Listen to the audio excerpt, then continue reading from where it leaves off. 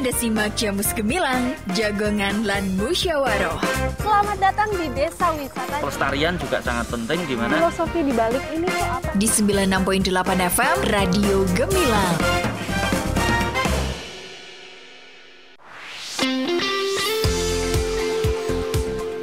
Sebelum 6,8 FM LPPL Radio Gemilang, jendela musik dan informasi. Selamat pagi sahabat Gemilang, senang sekali kembali pada kesempatan pagi hari ini ya. Untuk edisi hari ini Jumat 26 September 2025, tentu di program Jamus Gemilang, Jagongan lan Musyawarah. Pada kesempatan pagi hari ini ya, di program Jamus yang pasti Diki tidak sendirian karena telah hadir di studio LPPL Radio Gemilang, Divisi Teknis Penyelenggaraan Pemilu pada KPU Kabupaten Magelang ya. Ada Ibu Nurul Ekawati yang pada kesempatan pagi hari ini kita akan bersama-sama membahas tentang tema kita hari ini adalah terkait dengan refleksi pencalonan pemilu 2024 menuju pemilu yang lebih integritas. Dan sebelum kita ngobrol lebih jauh ataupun lebih lanjut tentang tema kita pagi hari ini, kita sapa dulu untuk narasumber kita pagi hari ini. Selamat pagi Ibu Nurul. Ya, kabarnya gimana Bu Ibu Nurul? Alhamdulillah. Sehat ya? Semangat ya? Sehat, tetap semangat. Ya Bu Nurul, terkait dengan tema kita hari ini adalah terkait dengan refleksi pencalonan pemilu 2024 menuju pemilu yang lebih berintegritas. Nah, kenapa nih Bu Nurul tahapan pencalonan menarik untuk dibahas dan apa alasannya dan apa urgensinya? Mungkin bisa dijelaskan Bu Nurul. Oke, nanti kita bahas-bahas secara singkat-singkat aja ya. Ya, silakan. Nah, karena di pemilu ini, pemilu itu kan merupakan wujud nyata dari kedaulatan rakyat dalam menentukan perwakilan masyarakat atau pemilih di pemerintahan ini. Nah, di tahapan pencalonan ini menjadi satu tahapan yang krusial untuk diperhatikan lebih lanjut, apalagi untuk tema kita kali ini sangat menarik sekali untuk kita bahas karena di Indonesia ini pemilu bukan hanya untuk memilih presiden dan wakil presiden, namun juga untuk memilih anggota parlemen di tingkatan nasional ataupun di daerah, baik itu nanti di provinsi maupun di kabupatennya. Nah, tahapan pencalonan ini kan merupakan satu tahapan yang ada di penyelenggaraan pemilu, baik di pemilu kemarin di 2024 ya, yang paling dekat atau yang paling fresh gitu ya, yang habis kita laksanakan ini merupakan salah satu tahapan yang krusial pada saat pemilu legislatif ini. Karena proses pencalonan ini merupakan bagian dari upaya memperkuat sistem demokrasi lokal, apalagi untuk di daerah ya, di provinsi maupun di kabupaten itu sendiri.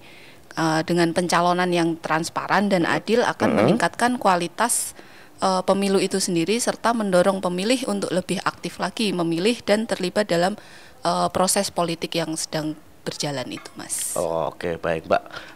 Oke, Ibu Nurul, untuk makna sendiri nih dari refleksi pencalonan pemilu 2024 bagi KPU Kabupaten Magelang sendiri apa? Dari refleksi pencalonan ini yang kita harapkan ya, untuk refleksinya itu mengingat dari perjalanan pemilu kemarin yang sudah berjalan. Nah, ini kita mulai merefleksikan nih pencalonan yang sudah dilakukan di tahapan-tahapan menjelang pemilu 2024 kemarin ini, agar kita mengingat-ingat lagi nih tahapan-tahapan penting apa aja yang ada di pemilu ini yang sekiranya itu nanti kita butuh untuk kita tingkatkan lagi atau kita pertahankan, kalau bisa ya memang lebih kita tingkatkan lagi ya. Untuk proses ke depannya menuju pemilihan di 5 tahun mendatang itu agar lebih baik lagi dan mendapat satu atensi dari masyarakat ini sendiri untuk mereka lebih peduli lagi terhadap kepemiluan. Oke, baik Bu Nur, untuk terkait dengan proses pendaftaran bakal calon nih, kapan, di mana dan bagaimana nih proses dan siapa yang bisa mendaftar ke KPU Mbak Nurul? Oke, untuk pendaftaran bakal calon ini sendiri, ini kan sesuai dengan peraturan yang ada ya, bahwasanya di undang-undang itu pun sudah jelas disebutkan bahwasanya peserta pemilu adalah partai politik. Nah, pasti siapapun yang akan mendaftarkan menjadi anggota legislatif ini harus melalui dari partai politik, entah itu apapun partainya. Seperti yang kita tahu kan ada banyak sekali partai ya yang ada di Magelang ini terutama. Nah itu pendaftaran itu dilakukan dari partai masing-masing. Untuk tahapannya sendiri? Untuk tahapan-tahapan pendaftaran ini ada yang namanya aplikasi Silon. Itu untuk sistem informasi pencalonan. Nah dari partai politik ini akan diberikan akses di Silonnya itu untuk mengajukan permohonan akses pembukaan aplikasi, kemudian menunjuk admin untuk nanti yang mengoperasikan bakal memenuhi untuk segala persyaratan apa yang dibutuhkan untuk pencalonan ini, untuk kemudian nantinya kayak diregistrasi gitu Mas. Kemudian kita butuh verifikasi juga. Setelah itu semua tahapan sudah di persyaratan dari bakal calon ini masuk ke Silon, itu nanti dari kabupaten kota, KPU kabupaten kota itu mengumumkan pengajuan bakal calon. Nah di pengumuman yang memuat informasi ini dokumen itu nanti secara langsung juga diserahkan ke KPU. Kecuali ada aplikasi yang sudah diisi itu melalui Silon, namun untuk dokumen-dokumen yang secara hardnya itu juga diserahkan ke KPU. Kalau di pemilu kemarin, nah itu batas waktunya itu ada di tanggal 1 Mei sampai dengan 14 Mei 2023. Yang kebetulan waktu itu saya belum lahir, belum ada di KPU ini Mas. Iya betul. Kemudian untuk aplikasi tadi ya, apa itu Silon tadi, itu setiap kabupaten kota ataupun provinsi ada ya? Pasti ada. Jadi untuk aplikasinya itu dibuat dari pusat ya, KPU pusat ya?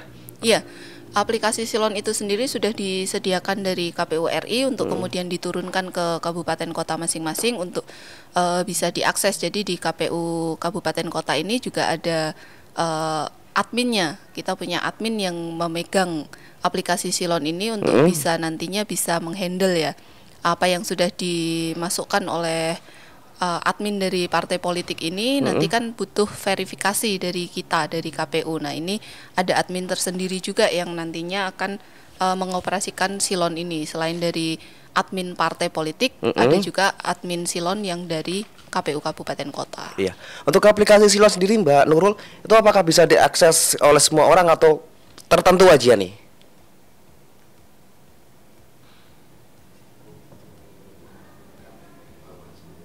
Untuk aplikasi Silon ini sendiri kecuali dari partai politik dan dari KPU ada akses viewer untuk Bawaslu. Cuma melihat ya, tapi tertentu gitu ya. Iya. Akses yang diberikan cuma sebatas pada viewer aja, untuk itu pun untuk Bawaslu ya, pengawas pemilu, karena sebagai apa ya, yang mengawasi kerja kita ya, kerja KPU itu kan ada dari Bawaslu. Nah, itu diberikan akses untuk melihat saja. Baik Mbak Nurul. Untuk tadi kan untuk aplikasi Silon tadi ya, itu untuk pendaftaran. Sementara untuk dokumen-dokumennya itu apakah harus datang langsung ke kantor KPU atau bisa melalui aplikasi tersebut? Nah, untuk dokumen-dokumen itu sebenarnya kan pasti sudah dipersiapkan secara fisiknya ya sebelum itu nanti diupload di aplikasi Silon. Nah, itu kan yang diupload cuman filenya aja. Nah, untuk hardnya itu tetap harus diserahkan ke kantor KPU. Jadi untuk aplikasi Silon selain untuk mendaftar, mengupload, untuk berkasnya sendiri harus diserahkan ke kantor KPU. Itu ada masanya ya, ada jamnya, ada waktunya. Di hari kerja itu dari jam 8 sampai jam 4 sore, namun di hari terakhir, di hari pendaftaran terakhir itu kalau kemarin di 14 Mei 2023 itu kita buka pendaftaran sampai 23.59. Oke, baik. Baik Mbak Nurul, untuk pada proses pencalonan calon legislatif pada pemilu 2024 kemarin, apa saja nih tantangan terbesar yang dihadapi KPU nih? Biasanya kalau tantangan-tantangan ini masih nggak jauh-jauh, nggak lepas-lepas dari aplikasi ini sendiri Mas. Karena ini kan aplikasi bukan kita yang buat, tapi udah dari pusat ya. Jadi kita nggak bisa pegang kontrolnya, nggak bisa kendali. Nah biasanya itu pada hari-hari terakhir ini yang di injury time-nya ya, semua kan pasti pada mengakses itu. Nah, biasanya itu akses yang karena apa ya? Karena aplikasinya juga cuma satu yang menggunakan banyak. Nah, itu biasanya terjadi apa ya? Crowded di situ. Jadi kayak butuh verifikasi yang secepatnya agar bisa segera di-submit. Nah, itu biasanya aplikasinya itu yang muter-muter gitu, Mas. Karena mungkin banyak yang mengakses. Iya, Selain di itu sih biasanya mungkin kalau untuk pencalonan itu sendiri karena udah ada persyaratannya ya, udah ada persyaratan yang pastinya mereka bisa memenuhi, itu kan mereka juga bisa untuk mengikuti ajang untuk pemilu ini. Jadi mungkin untuk person to personnya itu nggak terlalu ada permasalahan, kecuali permasalahan ya memang ada di aplikasi ini yang mana memang kita harus memakai aplikasi ini dan kita nggak punya kendali atas aplikasi ini. Oke, baik Mbak Nurul. Dan kembali lagi tadi terkait dengan proses pendaftaran melalui aplikasi tadi ya. Setelah pengajuan bakal calon nih yang telah diajukan oleh partai politik, langkah-langkah apa saja nih yang dilakukan oleh KPU sebelum ditetapkan sebagai calon anggota legislatif pemilu 2024 kemarin, Mbak Nurul? Oke. Mungkin ini salah satu tahapan yang mungkin untuk masyarakat luas itu masih menjadi nggak ada perhatian khusus ya biasanya. Tahu-tahu kan sudah muncul calonnya aja. Namanya kita. Dalam proses untuk menuju menetapkan calon tetap itu ada yang namanya daftar calon sementara.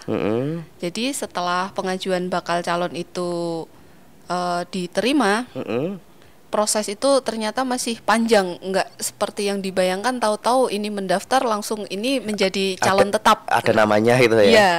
Kalau biasanya kan yang diumumkan yang terlihat oleh masyarakat itu kan calon yang besok akan dipilih ketika pemilu. Nah, ternyata sebelum ditetapkan menjadi calon tetap itu masih ada proses-proses panjang yang nantinya akan berhenti di penetapan DCT atau daftar calon tetap. Nah, kayak kemarin ini DCT itu kan ditetapkan di tanggal 4 November 2023. Nah, KPU itu tidak bisa bekerja sendiri tanpa koordinasi dan kerjasama dari partai politik tentunya. Karena partai politik ini kan jelas ya sebagai peserta pemilu. Kemudian saya tadi sudah sebutkan ada Bawaslu. Nah, Bawaslu itu selaku pengawas pemilu serta peran aktif masyarakat untuk memastikan pemilu ini berlangsung dengan adil, transparan, dan juga bebas dari pengaruh buruk. Nah, kemudian langkah-langkah yang dilakukan oleh KPU setelah dari aplikasi Silon itu masuk dari masing-masing partai itu ada verifikasi administrasi dokumen persyaratan bakal calon karena belum ditetapkan menjadi calon ya, ini masih bakal calon. Nah, kemudian ketika nanti kita temukan ada persyaratan yang kiranya masih kurang memenuhi, itu ada masa perbaikan dokumen. Jadi dari admin Silon dari partai itu bisa mengajukan perbaikan dokumen persyaratan bakal calon dan kemudian diverifikasi administrasi perbaikan dokumen persyaratan bakal calon.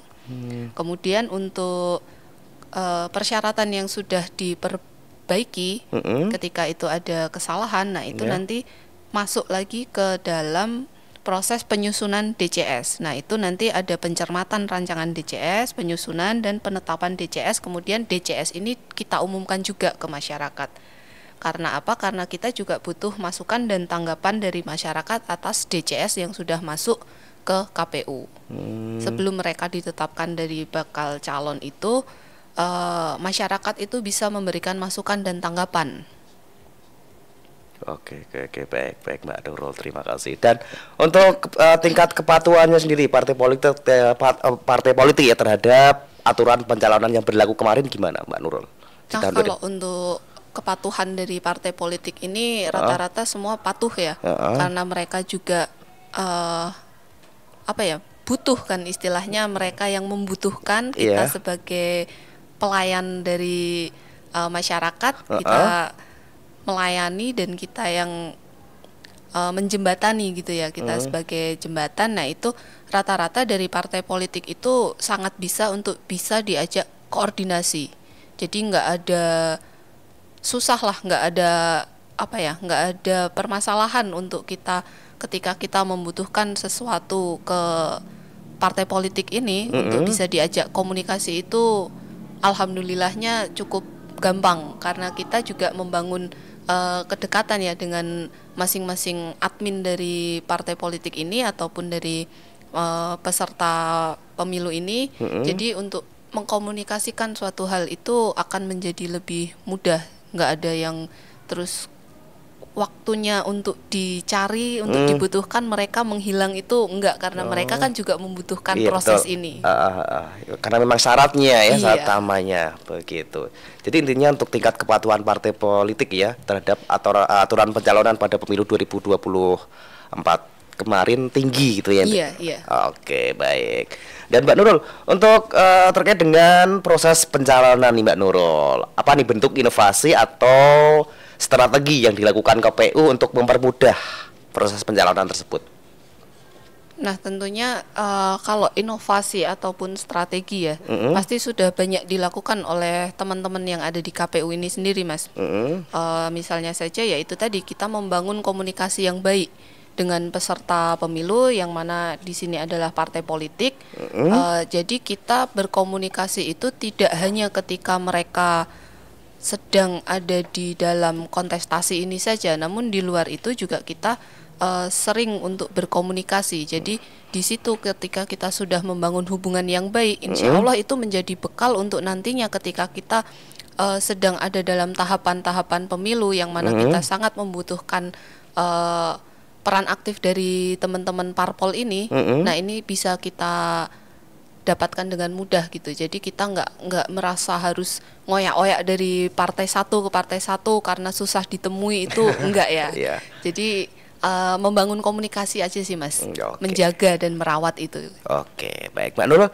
Dan sebelum kita lanjut lagi Mbak Nurul, kita rehat sejenak. Dan sahabat Gemilang, jangan lupa buat Anda yang mungkin mau bertanya terkait dengan tema kita hari ini ya, refleksi pencalonan pemilu 2024 menuju pemilu yang lebih berintegritas ya, masih bersama KPU Kabupaten Magelang, Divisi Teknis Penyelenggaraan Pemilu pada KPU Kabupaten Magelang ya, Mbak Nurul Ekawati. Dan sebelum kita lanjutkan lagi, kita break sejenak. Dan jangan lupa Sobat Gemilang, buat Anda yang pengen bertanya sekali lagi, bisa langsung melalui WhatsApp di 081578968968.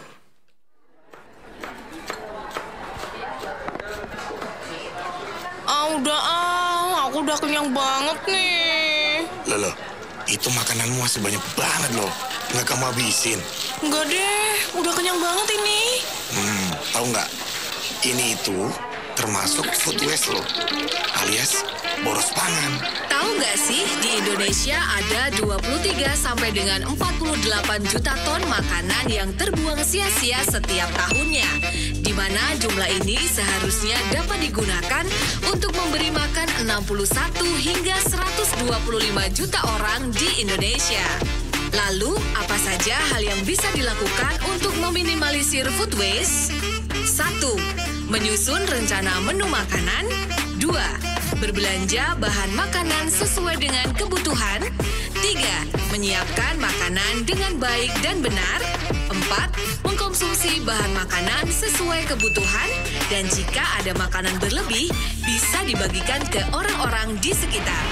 Jadi, yuk stop boros pangan. Kalau gitu, aku bawa pulang aja deh sisanya. Biar bisa aku makan di rumah. Hihi. Nah, cakep tuh. Iklan layanan masyarakat ini dipersembahkan oleh pemerintah Provinsi Jawa Tengah. Terdapat bagian yang disambung pada setiap lembar uang.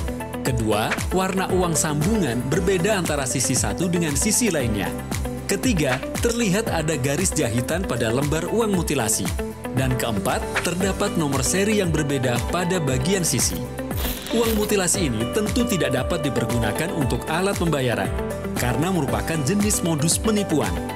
Nah, kenali ciri-cirinya dan tingkatkan waspada agar kita tidak mudah tertipu. Iklan layanan masyarakat ini dipersembahkan oleh pemerintah Provinsi Jawa Tengah. Bu Sari, mau kemana Bu? Ini Pak, buang sampah di sungai sebelah. Gini Bu, jangan buang sampah sembarangan, karena sampahnya dapat mengganggu kelancaran air sungai, sehingga bisa menyebabkan banjir.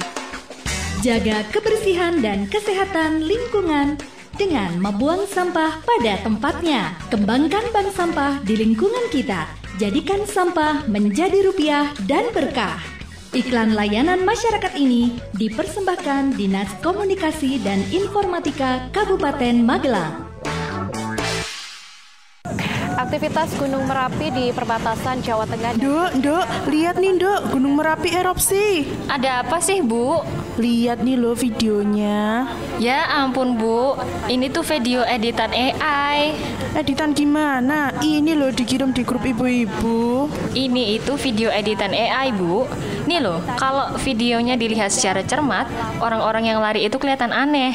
Oh iya ya? Iya kan? Nih aku cari berita terbaru, Gunung Merapi aman-aman aja. Makanya Bu, jangan asal percaya aja, kita harus cek sumbernya dulu. AI atau Artificial Intelligence bisa membuat gambar dan video seolah-olah nyata hanya dengan diedit melalui komputer. Teknologi ini sering disalahgunakan untuk menyebarkan berita palsu. Jadi, jangan mudah percaya dengan konten yang kita terima, apalagi kalau sumbernya tidak jelas. Selalu cek fakta, cari berita dari media resmi, dan jangan asal bagikan. Ingat, bijak bermedia itu keren. Iklan layanan masyarakat ini dipersembahkan oleh LPPL Radio Gemilang, Jendela Musik dan Informasi. Masih ada ikuti Jamus Gemilang, Jagongan lan Musyawaroh. Di 96.8 FM LPPL Radio Gemilang. Radio Gemilang.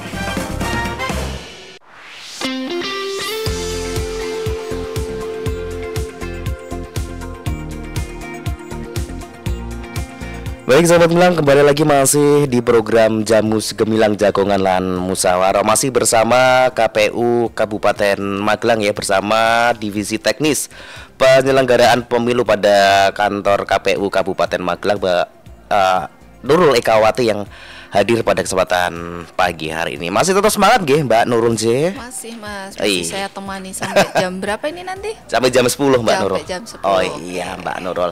Dan masih dengan tema kita pagi hari ini adalah refleksi pencalonan pemilu 2024 menuju pemilu yang lebih berintegritas. Sekali lagi sahabat Gemilang yang mau bertanya terkait dengan tema kita hari ini, silakan bisa melalui WhatsApp di 0815736968. Baik Mbak Nurul, lanjut lagi nih Mbak Nurul, terkait dengan tadi malah hilang nih. Pelan-pelan aja Mas, waktu kita masih setengah jam lagi. Masih setengah jam lebih ya. Persyaratan apa saja nih Mbak Nurul yang harus dipenuhi agar bisa mendaftar sebagai calon anggota legislatif pada pemilu maksudnya di pemilu berikutnya atau yang kemarin nih? Oke. Untuk persyaratan itu biasanya nggak terlalu susah ya Mas ya, untuk bisa dipenuhi. Mungkin semua orang itu juga bakalan punya untuk persyaratan umumnya ya. Persyaratan umum itu kan biasanya ada KTP, ada juga nantinya masuk di ijazah, ada juga nanti untuk CV-nya, terus nanti ada juga yang ini mungkin yang menjadi satu syarat yang level untuk bisa mendapatkan ininya itu di tiap partai itu berbeda-beda. Nah, ini ada di rekom, surat rekom dari partai politik tersebut ya, di mana orang itu mau mencalonkan. Nah ini karena rekom ini turun dari pusat, jadi calon-calon yang mau mendaftar di tingkatan daerah harus mendapatkan surat rekom dari DPP-nya masing-masing. Nah ini yang menjadi satu kendala, tapi bukan menjadi kendala bagi KPU ini sendiri ya, tapi ini mungkin di beberapa partai ini menjadi kendala di internal mereka masing-masing, karena untuk menunggu surat rekom ini turun sampai ke tingkatan kabupaten itu biasanya waktunya beragam Mas. Ada yang bisa dikeluarkan cepat, tapi ada juga yang harus menunggu sampai batas waktu akhir pendaftaran, yang mana kita close untuk pendaftaran itu kan ada di jam 23.59 ya. Nah itu biasanya mepet di hari terakhir, dan di jam-jam terakhir itu rekom dari masing-masing DPP itu baru turun. Nah ini yang menjadi satu kendala yang mana mungkin ini bisa jadi masukan untuk partai-partai untuk lebih bisa lagi berkomunikasi secara baik, secara fast respon mungkin ya. Yang kita butuhin ini adalah respon-respon yang cepat, karena dari persyaratan-persyaratan ini hal yang paling salah satu hal yang krusial itu ya terkait dengan rekom dari DPP ini. Jadi sebisa mungkin ketika memang dari daerah itu sudah mengajukan calon-calon untuk dimintakan surat rekom dari DPP. Nah dari DPP ini sendiri juga harus lebih mempercepat bagaimana turunnya surat rekom ini untuk kemudian bisa dimasukkan juga ke aplikasi Silon untuk kemudian itu nanti kita verifikasi lewat KPU.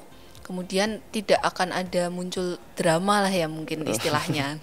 Biasanya yang mendrama itu kan karena sudah hari terakhir, batas akhir pendaftaran udah di jam-jam mepet, kita tutup di 23.59.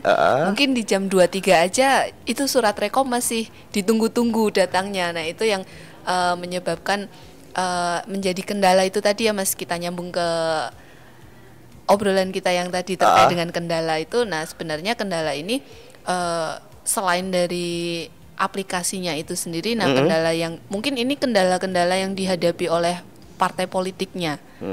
Nah itu ada di turunnya surat rekom. Jadi kadang udah mepet tapi surat dari partai politiknya itu belum turun gitu ya. Nah selain surat rekom itu juga ada ijazah ya.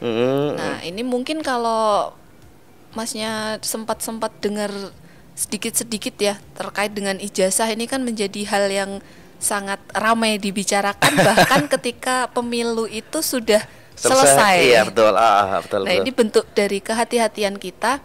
Karena apa? Karena memang ijazah ini pada akhirnya setelah pemilu itu selesai ini masih menjadi satu pembahasan yang sangat menarik, dan sepertinya ini semakin digoreng semakin laris gitu ya. Jadi kehati-hatian dari KPU ini sendiri ketika untuk persyaratan ini terkait dengan hal ijazah ini, kita harus memastikan benar-benar ke sekolah yang mengeluarkan ijazah ini Mas. Jadi kita ada proses verifikasi ijazah namanya. Nah kita memastikan kita membawa dokumen ijazah ini ke sekolah yang mengeluarkan ijazah ini benar tidak bahwasanya atas nama ini adalah siswa yang pernah bersekolah dan sampai selesai, sehingga ijazah ini benar bisa dipakai, memang dikeluarkan dari sekolah tersebut gitu Mas. Jadi untuk persyaratan tersebut memang dari KPU sendiri yang yang mau verifikasi langsung yang secara detail gitu ya. Iya. Mereka mengirimkan dokumen-dokumen persyaratan, namun tugas kita sebagai verifikator Mas, kita memverifikasi keabsahan dari dokumen-dokumen yang sudah dimasukkan ke dalam aplikasi maupun yang sudah dibawa langsung ke kantor dalam bentuk hardnya itu. Oke, baik Pak Nur. Untuk terkait dengan jumlah bakal calon anggota legislatif nih atau DPRD, berapa maksimal jumlahnya nih dan yang bisa diajukan oleh partai politik di Kabupaten Magelang? Untuk keterwakilan perempuan apakah wajib nih Mbak Nurul? Oke, terkait dengan jumlah bakal calon maksimal ya? Iya, per partai politik itu kayaknya. Per partai politik. Nah ini kan disusun dalam bakal calon ini yang memuat 100% dari jumlah kursi di setiap dapil. Di Magelang ini kan kita ada 6 dapil nih Mas. Iya betul. Dapil 1 sampai dengan dapil 6. Nah di masing-masing dapil ini kan berbeda jumlah kursinya, karena ya tergantung dengan jumlah pemilihnya yang ada di dapil tersebut. Nah di Kabupaten Magelang ini sendiri kan kita untuk legislatif, untuk anggota DPRD Kabupaten Magelang itu kalau di total itu kan kita punya 50 kursi untuk bisa diperebutkan. Nah, tapi karena kita punya 6 dapil juga, nah di dapil 1 itu ada keterwakilan 10 kursi. Kemudian di dapil 2 itu ada 7 kursi, yang di dapil 3 itu juga 7 kursi, kemudian di dapil 4 itu ada 8, di dapil 5 8, dan di dapil 6 itu 10 kursi juga. Nah, terkait dengan keterwakilan perempuan, ini paling enggak itu ada 30% di tiap dapilnya ya. Oh, tiap dapilnya ya? Di tiap dapilnya itu paling tidak bisa mengajukan 30%. Atau enggak ya paling banyaknya itu paling sedikitnya itu 3 orang di kursi yang memiliki 10 itu, atau enggak wajib terdapat 1 orang bakal calon perempuan untuk setiap dapilnya. Iya. Jadi untuk yang menentukan calon perempuan itu dari partai politik masing-masing. Dari partai politik masing-masing. Nah, makanya dalam penyusunan ini nantinya menggunakan zipper system, Mas. Dalam pencalonan ini ya. Ini upaya untuk meningkatkan afirmasi keterwakilan perempuan di tiap DPRD kabupaten kota itu sendiri. Nah, untuk penerapan zipper system ini, setiap partai yang mengajukan bakal calon untuk menjadi anggota DPRD Kabupaten Magelang ataupun kabupaten yang lain, itu ada di nomor urut 1 sampai 3. Di salah satu nomor urut itu harus ada bakal calon perempuan. Dari daftar peserta dari setiap partai politik itu ya? Iya, betul. Oh, oke. Jadi misalnya di dapil 10 di dapil 1 itu kan ada 10 kursi nih. Nah, di nomor 1 2 3 itu entah itu di nomor 1, entah itu di nomor 2 atau di nomor 3. Nah, di situ termuat 1 calon perempuan untuk bisa mewakili keterlibatan atas ini ya, kuota perempuannya. Oke, baik Mbak Nurul. Nah, untuk keterlibatan nih, bagaimana keterlibatan masyarakat atau pemangku kepentingan lain dalam mengawasi proses pencalonan, Mbak Nurul? Oke, seperti yang sudah kita bahas tadi ya, Mas ya. Karena ketika melalui aplikasi Silon itu sangat terbatas untuk aksesnya, karena ini juga bukan merupakan satu aplikasi yang bisa di-download oleh semua orang ya, karena ini juga merupakan aplikasi lembaga dan yang mana ini juga memuat data diri pribadi kan, Mas. Jadi kan nggak bisa semua orang bisa mengakses dengan mudahnya. Kita harus berhati-hati juga terhadap kerahasiaan dari data-data pribadi tersebut kan. Jadi untuk peran aktif masyarakatnya itu sendiri itu nanti bisa memberikan saran dan masukan ketika KPU sudah mengeluarkan pengumuman, entah itu ketika di DCS maupun ketika sudah ditetapkan menjadi daftar calon tetap. Itu nanti ada masa di mana setelah penetapan bakal calon ini ada masanya kita menerima tanggapan masyarakat, Mas. Jadi masyarakat itu bisa mengirimkan tanggapannya itu ke kantor KPU. Jadi masih ada masih ada kemungkinan untuk masyarakat itu bisa ikut peran aktifnya ya, bisa ikut berpartisipasi untuk mengawal calon-calon yang nantinya akan turun ke kontestasi politik ini, Mas. Oke, baik. Untuk masyarakat sendiri yang mau mungkin ikut serta pengawasan dalam pemilihan ataupun dalam proses pencalonan di Kabupaten Magelang, itu caranya bagaimana aja? Nah, itu nanti ketika kita mengumumkan, biasanya kan kita umumkan apapun itu terkait dengan KPU Kabupaten Magelang, itu ada webnya, Mas. Ada di web KPU Kabupaten Magelang, nanti juga ada Instagramnya juga, mungkin untuk teman-teman Gen Z ya, Gen Z ataupun Gen Alpha ini kan mereka yang lebih up to date ya terhadap medsos-medsos ini. Nah, di KPU Kabupaten Magelang ini juga kita punya hampir semua medsos, media-media sosial yang sekarang sedang digandrungi oleh masyarakat ini kita punya. Jadi setiap informasi apapun bisa didapatkan dari situ, Mas, dari media-media sosial yang ada. Terus kemudian nanti di situ ada linknya. Nah, kemudian dengan mengeklik link itu nanti bisa memberikan tanggapan dan juga masukan dari masyarakat itu yang memang mereka menginginkan untuk bisa berpartisipasi menjadi pengawas, entah itu mengawasi calon-calon yang ada ataupun mengkritik ya lebih tepatnya, atau mengkritik atau memberikan saran masukan untuk kinerja dari KPU ini sendiri, Mas. Oke, baik. Mbak Nurul, ini ada yang bertanya nih Mbak Nurul. Untuk selama proses pencalonan di Kabupaten Magelang nih, adakah kasus atau permasalahan yang menonjol selama proses pencalonan nih di tahun 2024 kemarin? Di pemilu 2024 kemarin ya? Iya. Ketika pencalonan, untuk kasus-kasus yang menonjol hingga itu nantinya viral di masyarakat itu alhamdulillah tidak ada, Mas.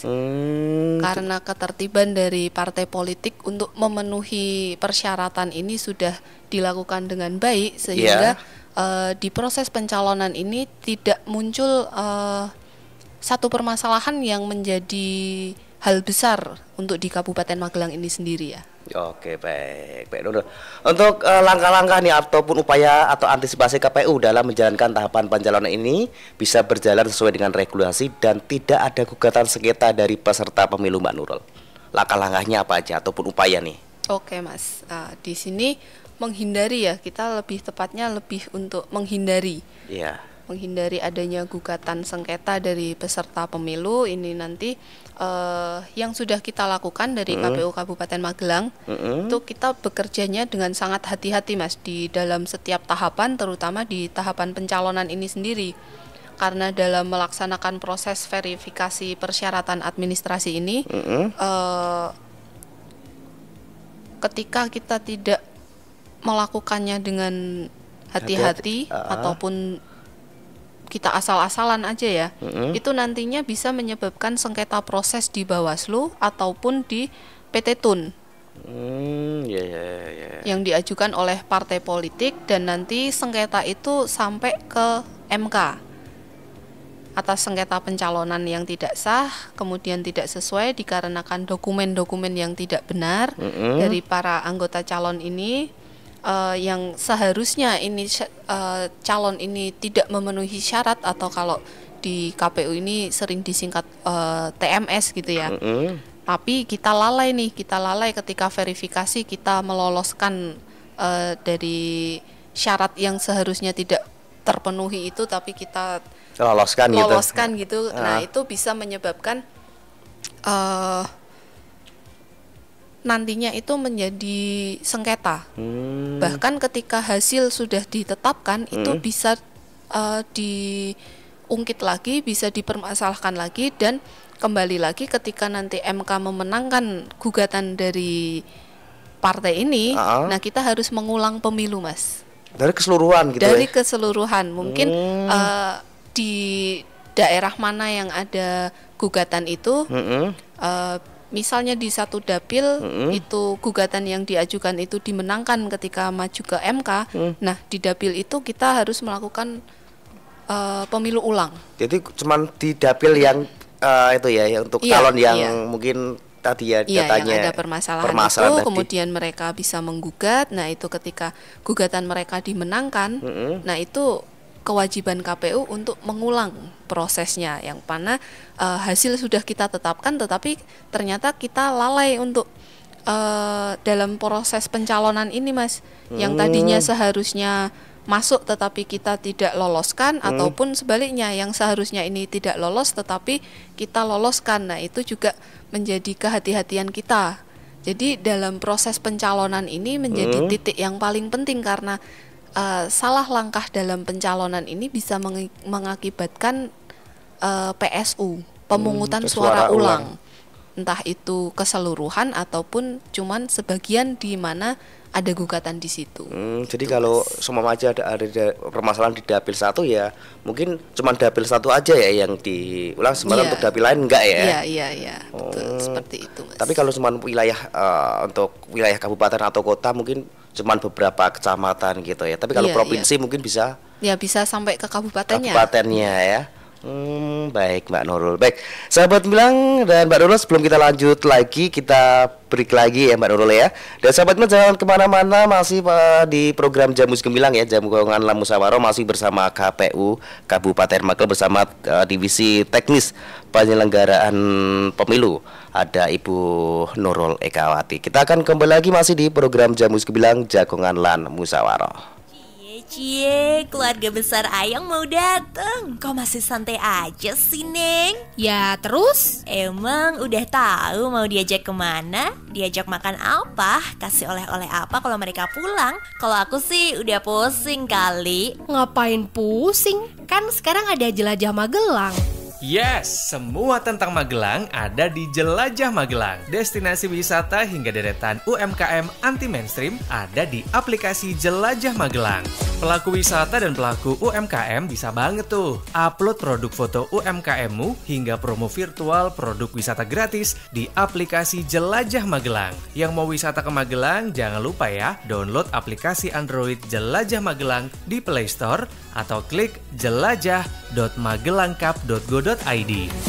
Iklan layanan masyarakat ini dipersembahkan oleh Dinas Komunikasi dan Informatika Kabupaten Magelang. Ih, berisik banget sih. Tuh, keren kan knalpot brong aku? Kayak gitu keren. Bikin sakit telinga tahu.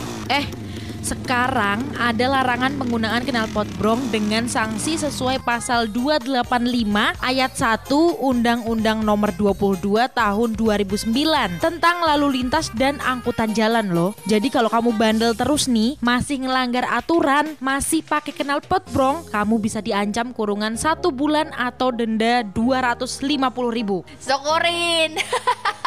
Ih, serem amat. Makanya nggak usah aneh-aneh, pakai knalpot brong segala lagi. Buruan, ganti sana knalpotmu. Tapi keren kan suaranya? Edo! Iya, ntar aku ganti deh. Ayo tertib berlalu lintas dengan tidak melanggar peraturan lalu lintas. Iklan layanan masyarakat ini dipersembahkan LPPL Radio Gemilang, Jendela Musik dan Informasi. Wah, weekend nih, enaknya ngapain ya? Bro, goes yuk. Ayo, siapa takut? Oke, siap-siap dulu ya. Bu, aku mau bersepeda dulu ya. Walah, ya udah sana. Hati-hati ya bersepedanya, biar aman. Gunakan isyarat. Pasti Bu. Syaratnya kalau belok kiri, tangan kiri lurus, jari diarahkan ke kiri. Belok kanan, tangan kanan lurus, jari diarahkan ke kanan. Kalau ada lubang, tangan kanan turun, dengan jari telunjuk diarahkan ke bawah jalan Bu. Gitu kan? Masih ada lagi. Kalau berhenti, tangan kanan diangkat ke atas, sembari jari dibuka. Kalau mengurangi kecepatan, tangan kanan diturunkan sambil menaik turunkan jari. Dan yang terakhir, untuk mempersilahkan mendahului, yaitu tangan kanan diturunkan, jari dibuka sembari diayunkan ke depan dan belakang. Walah, ternyata bersepeda juga ada isyaratnya ya Bu? Lah jelas itu, karena bersepeda aman itu dambaan semua orang. Duh, piye iki? Lu, ora ono abang ora ono ijo kok gembeng sampean. Nopo Bu? Nopo? Cerita sama bapak. Iki lho Pak, Ibu dapat surat somasi. Loh, kok iso toh Bu? Ibu dilaporkan pihak berwajib karena mencemarkan nama baik di medsos. Piye iki Pak? Iyalah Bu, lain kali bijaklah dalam bermedsos. Nek koyo ngene iki keluarga juga toh yang susah. Media sosial adalah sebutan media online di mana para penggunanya bisa dengan mudah berpartisipasi atau berbagi dan menciptakan konten isi. Media sosial sendiri merupakan media online yang memberikan kemudahan bagi para penggunanya untuk melakukan interaksi sosial secara online. Masyarakat dapat berkomunikasi dan berbagi momen. Namun, dari berbagai kemudahan tersebut, tentunya juga harus diiringi dengan tetap bijak menggunakan media sosial. Karena medsosmu harimaumu. Iklan layanan masyarakat ini dipersembahkan oleh 96.8 FM LPPL Radio Gemilang, Jendela Musik dan Informasi. Mama, nih lihat gambarku bagus kan, Ma? Ih, adek, udah sana main sendiri dulu. Mama lagi pilih-pilih baju buat lebaran nanti. Udah sana. Papa, bagus kan gambarku? Randi, kamu dengerin nggak kata Mama tadi? Hah? Sana main sendiri. Aku butuh didengar. Mama, Papa, tolong perhatikan aku. Anak yang kurang perhatian dan kasih sayang orang tua biasanya cenderung mengalami berbagai masalah kesehatan, baik fisik maupun mental. Letakkan gadgetmu, perhatikan anakmu. Jangan sia-siakan usia emas mereka. Mereka adalah penerusmu di masa depan. Mama, Papa, tolong perhatikan aku.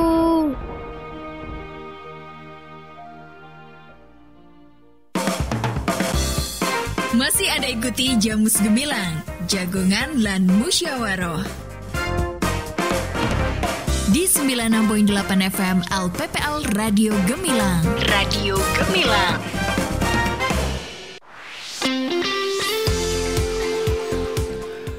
Baik sahabat Gemilang, masih di program Jamus Gemilang, Jagongan lan Musyawaroh yang masih dengan tema kita hari ini adalah refleksi pencalonan pemilu 2024 menuju pemilu yang lebih berintegritas. Masih bersama KPU Kabupaten Magelang, Divisi Teknis Penyelenggaraan Pemilu, Mbak Nurul Ekawati. Mbak Nurul ini sudah masuk di season terakhir ya, karena cuma sampai jam 10 ya. Oke, last minute-nya kita ya Mas ya. Oke, baik Mbak Nurul, terkait dengan tema kita hari ini nih. Dari hasil evaluasi nih, apakah apa hal-hal positif yang patut dipertahankan pada pemilu mendatang, Mbak Nurul? Nah, dari hasil evaluasi yang sudah kita lakukan terhadap tahapan-tahapan yang sudah kita selesaikan ya Mas ya. Ini hal-hal positif yang mestinya kita bisa pakai lagi untuk pemilu mendatang. Itu adalah kita menjaga komunikasi dan koordinasi yang baik dengan para peserta pemilu ini, sehingga tidak akan menimbulkan satu permasalahan Mas. Dan juga terhadap kepatuhan-kepatuhan apapun yang memang harus dipenuhi ya. Ketika kita bisa mematuhi hal-hal tersebut sesuai aturannya, nah ini menjadi poin penting untuk keberlangsungan dalam tahapan-tahapan yang sedang dijalani, Mas. Baik. Untuk harapan KPU sendiri ke depan nih, Mbak Nurul, terkait tahapan pencalonan pada pemilu yang akan datang nih, khususnya dari sisi pencalonan nih. Nah, dari sisi pencalonan itu harapan kita ya Mas, harapan kita itu nanti akan lebih ada peningkatan transparansi prosesnya Mas. Terkait dengan proses pencalonan ini dilakukan secara terbuka dan transparan terhadap publik ya. Karena informasi terkait dengan syarat pencalonan, tahapan, hasil verifikasi dan keputusan itu nantinya lebih mudah lagi untuk diakses masyarakat, sehingga dari transparansi ini penting untuk membangun kepercayaan masyarakat terhadap pemilu, hasil pemilu yang nantinya akan kita tetapkan. Nah, selain itu konsistensi dan juga kepastian regulasi diharapkan untuk tapi ini untuk KPU RI ya. Untuk KPU RI itu tidak sering mengubah aturan teknis menjelang pada saat proses tahapan ini dilaksanakan. Tahapan sudah berlangsung, tapi di tengah jalan atau bahkan di menjelang hari akhir dari proses yang sedang berjalan ini muncul satu regulasi baru.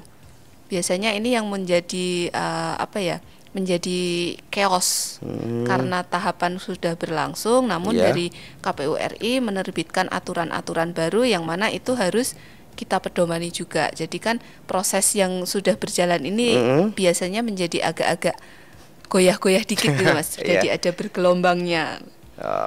Dan juga regulasi yang yang jelas lah untuk bisa ditafsirkan itu lebih mudah, nggak menimbulkan multitafsir sehingga terjadi perbedaan pendapat antara kita sebagai KPU-nya, dan di sisi lain sebagai dari peserta pemilunya itu harus bisa memahami regulasi ini menjadi satu kesepemahaman gitu Mas. Tidak ada perbedaan pendapat lagi. Itu harapan-harapan kita ya. Kemudian di penguatan verifikasi calon itu kita KPU harus bisa memastikan bahwa seluruh bakal calon ini memenuhi persyaratan syarat administrasi dan juga secara faktualnya, secara objektifnya. Sehingga dari calon-calon yang ada ini nanti bebas dari pelanggaran hukum, termasuk tidak sedang menjalani pidana yang berdampak pada hal-hal hak-hak politiknya. Nah, itu tadi kita sepertinya terlewat ya Mas ya terkait dengan ini pentingnya surat keterangan yang diberikan oleh kejaksaan bahwasanya itu menjadi hal yang penting juga, persyaratan yang penting juga yang bisa secara terang-terangan, secara transparansi itu juga harus diumumkan kepada publik terkait dia sedang pernah dipidana atau tidak, jangka waktu pidananya itu berapa. Nah, itu menjadi poin penting juga itu untuk penilaian masyarakat terhadap si calon ini. Oh iya, itu kemarin juga sempat Diki itu melihat informasi di media sosial itu di daerah mana itu lupa, ada seorang anggota legislatif itu ya, itu ternyata dia itu pernah menjadi DPO tapi berhasil menjadi lolos ataupun dalam pendaftaran. Oh iya, menjadi calon, calon bahkan terpilih itu ya. Terpilih dan sudah ditetapkan juga. Itu di daerah luar Jawa atau mana itu sempat kemarin baca itu. Nah, itu ketika ada kasus yang seperti itu sebenarnya kan dari awal ya, dari masa pencalonan kembali lagi ini dari masa pencalonan itu dari syarat-syarat yang dikumpulkan itu benar-benar harus kita verifikasi Mas. Termasuk juga surat keterangan dari kejaksaan itu sendiri ketika memang pernah menjalani kasus pidana dan itu sudah ada ancaman hukumnya, ancaman hukum pidananya. Nah, itu si calon ini harus mau untuk mengumumkan secara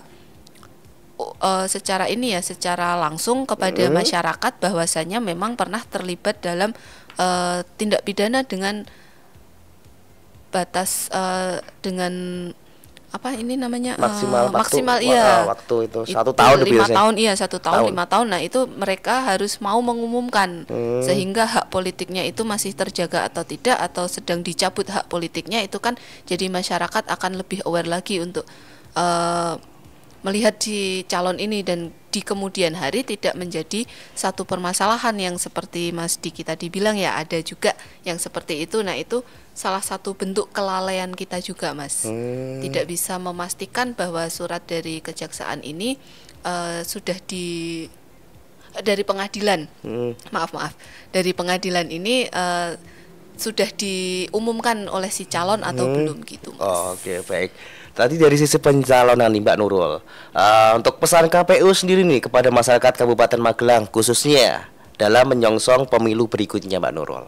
Nah, walaupun waktunya masih lama lagi ya, tapi prepare itu kan nggak ada salahnya ya, dari jauh-jauh hari kita sudah harus prepare. Nah, ini merupakan satu tantangan lagi nih Mas, satu tantangan untuk partai politiknya sendiri terutama. Mereka harus bisa mempersiapkan calon-calon ini yang memang layak untuk bisa dimasukkan dalam ajang kontestasi ini.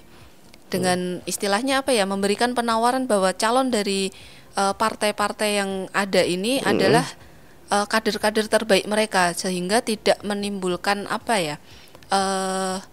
kekecewaan terhadap masyarakat ketika sudah memilih, namun pada akhirnya si calon ini mengecewakan pendukungnya gitu ya. Jadi satu tantangan terbesar dari partai politik adalah mempersiapkan calon-calon untuk menjadi anggota legislatif ini memang yang harus benar-benar sesuai dengan apa yang diharapkan oleh masyarakat Mas.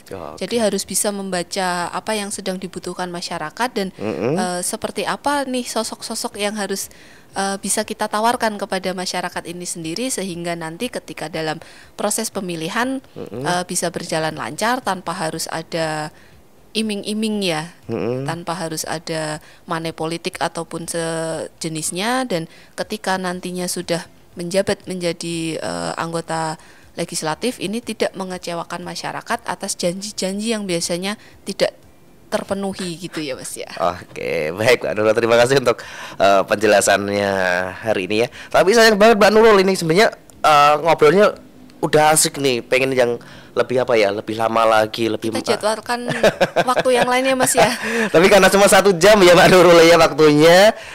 Dan demikian Sobat Gemilang untuk program Jamus Gemilang hari ini ya, bersama KPU Kabupaten Magelang, Divisi Teknis Penyelenggaraan Pemilu pada KPU Kabupaten Magelang, dengan tema kita hari ini adalah refleksi pencalonan pemilu 2024 menuju pemilu yang lebih berintegritas. Terima kasih Mbak Nurul untuk waktunya hari ini, atas kerawahannya, atas kedatangan, dan selamat beraktivitas kembali. Demikian sahabat bilang program Jamus hari ini. Diki pamit, selamat siang dan tetap di 96,8 FM LPPL Radio Gemilang, Jendela Musik dan Informasi.